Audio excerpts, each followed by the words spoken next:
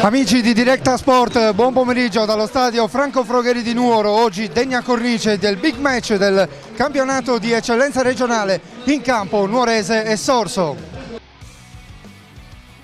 Matteo Secchi prova a dialogare con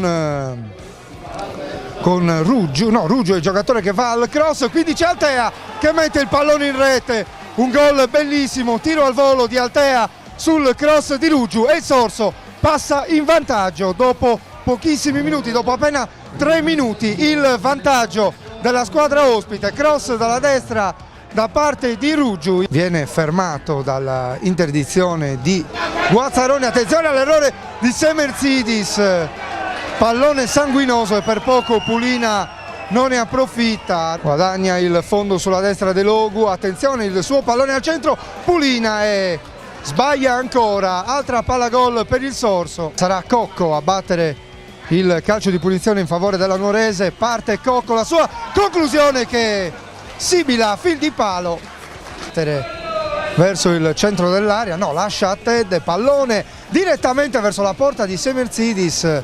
A due avversari, attenzione a Rosano, limite dell'area, la conclusione e la palla fuori. Va via Cucchi sulla sinistra, parte il suo cross teso, ci arriva Antonio Secchi, quindi Fayet anticipa Pulina, poi Nganghè va via a Russu e poi serve Pulina, controllo difficoltoso, arriva Guazzaroni e attenzione perché arriva il secondo giallo per Russu. Punito il brutto intervento su Nganghè, Fayet e Nanni sono saliti dalle retrovie, parte il cross, il colpo di testa di Giacomo Nanni a Delogu, ancora Cocco che proverà a mettere un pallone al centro dell'area, il cross, il colpo di testa di Nanni, la respinta e poi la battuta di Ticco e ci arriva a Chessa se non andiamo errati. Parte Del Rio, la conclusione verso la porta di Secchi.